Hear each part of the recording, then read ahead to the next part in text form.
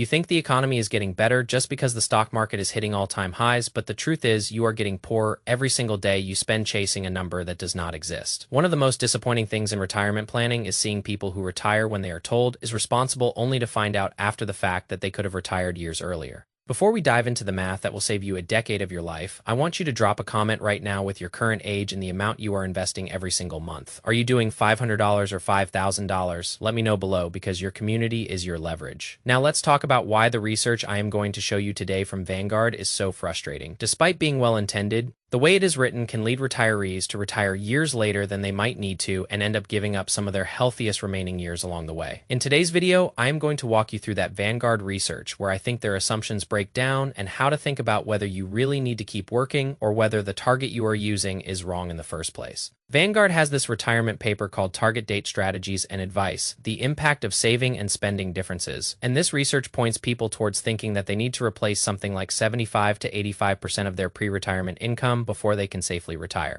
So that means they need to have generated an amount of savings or an asset pool that is large enough to kick off income that would replace roughly 80% of their pre-retirement income. Say someone is making $300,000 a year before retirement. Well, according to this Vanguard study, they would need around $237,000 a year in retirement income. And then if you try to use something like the 4% rule to estimate what size portfolio they would need, that would end up meaning they need a portfolio of nearly $6 million to retire, which depending on how you measure this, we are probably talking about the top 1% of households in the United States. One market sizing study found that only 1.5% of U.S. households have $5 million or more in investable assets. And so this basically creates a crazy, unrealistic expectation. And so I feel, when I think about this, it is no wonder people are frustrated and either feeling unable to retire or keeping on working beyond the age they would like to. Now, the problem with Vanguard's research is not that replacement ratios are useless. The issue here is that replacement ratios do not actually account for what people really spend in real life. And as a result, people end up thinking they need far larger portfolios than they actually do to support levels of spending they do not actually spend at. And then they spin their wheels building retirement plans that solve for the wrong number.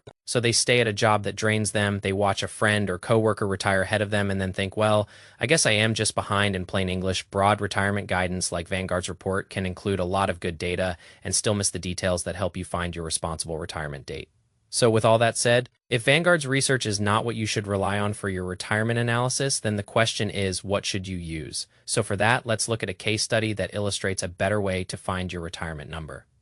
And I am going to show you this in great detail, so if you would like, you can attempt to do this yourself. Let's put some numbers to this because this is where the Vanguard shortcut really starts to come apart. So let's use a 62-year-old couple before retirement. They make $300,000 per year. So like the earlier example, now at this point at 62, they have $2.5 million saved. They are currently spending about $179,000 per year. Right now, they have no other pensions, no other, income that would come to them. And at full retirement age, their Social Security is projected to be about $52,000 per year once both husband and wife hit full retirement age. So age 67. So far, nothing about this case is unusual, right? It is a pretty normal high-income pre-retiree household. They have saved well. They are not reckless. They are just trying to figure out whether they can stop working. Now, if we use the Vanguard-style replacement ratio, the answer looks pretty terrible. A 79% replacement rate on $300,000 of income means we are trying to create about $237,000 per year of retirement income. Using the 4% rule is a rough shortcut. That points to a portfolio of almost $6 million. Now, they currently have $2.5 million. And so if that is the target, they are not just a little short. They are, maybe you consider it like a lifetime away. And even if they keep saving $55,000 a year, which is what they are currently doing, and even if we assume a 7% growth rate, it will take them about 11 years to get from $2.5 million, where they currently are at $62 to $6 million in portfolio size. So this 62-year-old couple, here's an effect, you can probably retire around 73. Now this is where things stop being an academic debate about replacement ratios, because the natural reaction here is, okay, well, I guess we will keep working, or I guess we need to slash and burn our lifestyle to the ground if we want to retire any earlier. And I think both of those conclusions are extremely damaging, especially because the starting number was wrong. Now, the reason the starting number was wrong here is pretty straightforward. They are not spending $237,000 a year. They are spending $179,000 a year. And even that number is not permanent because about $40,000 of that spending will end up going away 4 years from now when their youngest child finishes college. By the way, you can insert any other of these kind of trickle expenses there. It does not have to be kids' college expenses. Oftentimes, people's mortgages are completed by the point they retire. There is all sorts of expenses, and the research will actually show all sorts of expenses that will drop off as you enter or get into your early part of retirement. Now, that is exactly the kind of thing, though, that a broad research paper is not going to be good at identifying. It is not going to know that part of the spending is temporary, and it is not going to know their exact Social Security amounts. It is not going to know how they would claim Social Security, like what age. It is not going to model a retirement spending smile, if you are familiar with what that is, and it is not going to ask the practical question, which is, if markets get rough, are you willing to make some modest spending adjustments? And that last part matters because let's take the other side of this case study. When I run this same case through modern guardrail software that we use, the plan does not start with income. It starts with spending, and then it layers in the pieces that actually fund the retirement. Future Social Security, college expenses dropping off, the fact that spending does not always move in a straight line, and whether the couple is willing to make some small spending adjustments along the way if the plan were to need it. Under that spending first model, this couple is not 11 years away. They are actually 17 months away. Now, I want to be careful with that because 17 months away does not mean there is no risk in their retirement. That is not what we are trying to say. It means they meet the retire-ready criteria that we would look for, which for this case would be that they have a lower guardrail, which is above 24%. So in this case, it would be a 28% lower guardrail. Not only is their lower guardrail ticking off the box that we care about, this couple also their probability of underspending the plan's resources is above 65%.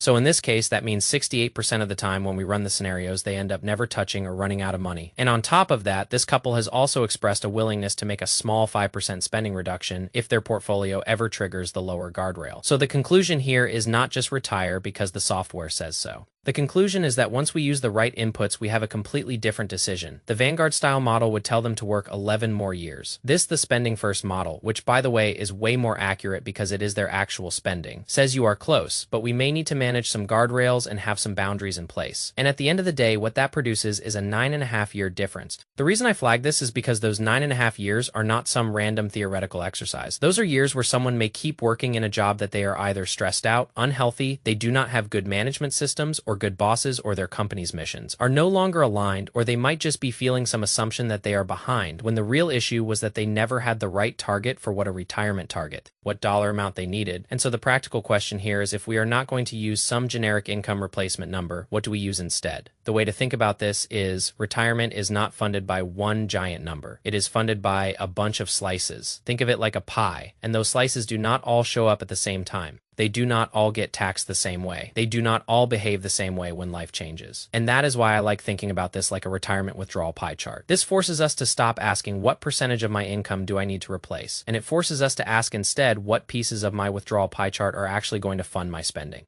And so the first slice of this pie is the spending need itself. How much do you actually need the withdrawals from your portfolio to fund? Now be careful here because current spending is not always permanent spending. And we just showed that in the case study, they had a current spend of $179,000, but $40,000 of that was tied to college costs that will go away in 4 years. And if you ignore something like that, you are going to build a retirement plan around an expense that may not exist for most of retirement, and then it artificially inflates the size of the portfolio that would be required. The next step after identifying spending is going to be looking at reliable income sources. And for most retirees, the baseline is going to be Social Security. For some people, they might also have pensions, rental income, deferred comp plans, part-time work, whatever, right? It is going to be unique to that person's situation. And the point is not that every income source is equally reliable. The point is that the portfolio is not the only thing funding every dollar that has to be used towards spending. There are other income sources often coming into play. And in our example, this couple does not have a pension, but they do have about $52,000 a year of Social Security income at full retirement age, which changes the job of the portfolio. The portfolio is not trying to recreate a $237,000 post-retirement paycheck. It is trying to fund the gap between what this couple spends in reality and what their other income sources will not cover in retirement. And then the next thing we look at is where the portfolio money is coming from. Is it taxable money? Is it pre-tax, IRA money, or 401k money? Is it Roth? Is it cash? Two households can both have $2.5 million and still have very different retirement plans depending on where that $2.5 million lived. In the case I showed earlier, they had $2.25 million in pre-tax and $250,000 in post-tax. Now, if we flip, I have done other videos on this. If we flip that and they had $2.25 million in post-tax and $250,000 in pre-tax. The odds are they could have retired already. That is how impactful the balance of the tax location is for the money you have. The account mix matters because what this couple needs in actual spending varies quite widely based on how much is going to have to go towards taxes. That pie, if you imagine it like a pie, is the total withdrawal amount that a portfolio could support, and that's what some software often tells us. But what we actually do with strategic withdrawal planning is we try to determine how the couple can keep the most of that pie for spending money and give the least of it to taxes. So once we have that kind of conceptual element down, the next thing we need to do is pressure test timing.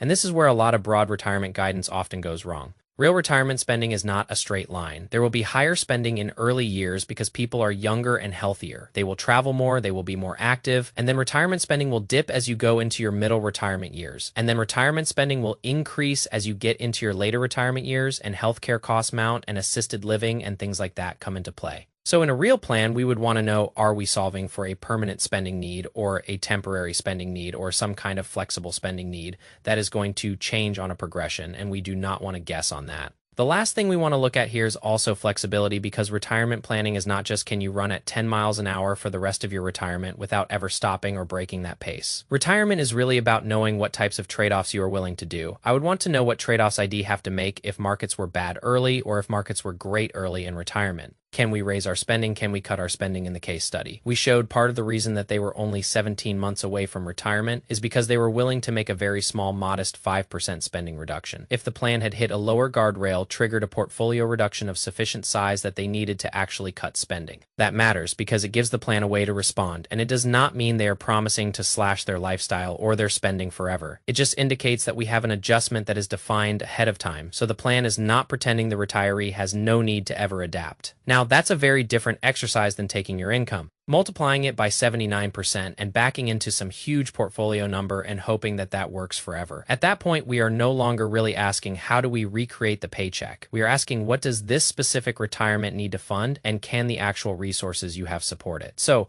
my pushback here on Vanguard is not to ignore the research. It is more directly to not let broad research make household-specific retirement decisions for you. Now, before you decide you need to work another 5, 8, 10, 12, whatever number of years, make sure that the number you are actually chasing is actually built around your actual spending, your actual other income sources in retirement, your tax location, the taxes that will be factored in from your account mix, and potential future expense changes, as well as the most important variable, in my opinion, which is the amount of flexibility that you are going to be willing to have in terms of making spending reductions or spending increases. Now, if you want to take this all one step further, the next thing I would look at is to how to actually turn a portfolio into retirement income, because even once you know your retirement number, the next problem is which dollars do you spend first? And why do you pull from taxable accounts? Do you pull from pre-tax? Do you use cash? Why might you do different decisions based on different actual account locations or tax locations? And these decisions can materially change your tax bill. They can materially change the risk in your plan and how much flexibility you actually have once you stop working. If you want to see how we think about actually turning retirement savings into an actual retirement paycheck,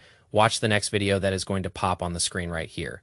You have to understand that the time in the market is your greatest ally, and your biggest enemy is the fear of not having enough, when in reality, you are already there. Most of you watching this are probably already sitting on enough to live a comfortable life if you just stop buying things. You do not need to impress people you do not like. I see people driving $80,000 trucks while crying about inflation, and that is the real tragedy. If you want to retire early, you need to embrace the minimalist lifestyle. Drive that 2006 Toyota Camry until the wheels fall off, and stay away from luxury traps that keep you working until you are 70. Stop being a slave to the consumerist machine and start being a master of your own time. The Vanguard numbers are designed for the average person who wants to spend like a celebrity, but if you are disciplined and you focus on VO or SAG and you maximize your Roth IRA every single year, you are playing a different game. You are playing to win your freedom. Remember that every dollar you save today is a soldier working for your future self. Don T let some generic report tell you that you are behind. Look at your own spending, look at your own taxes, and realize that your freedom might be closer than you think. Don T get discouraged by the big numbers because the big numbers are often a lie. Focus on the gap between what you have and what you actually need to spend. That is the secret to a happy and early retirement. Thank you as always for your time and attention. I hope this helps you realize that you are closer to your goals than you think. Hit that subscribe button. Peace.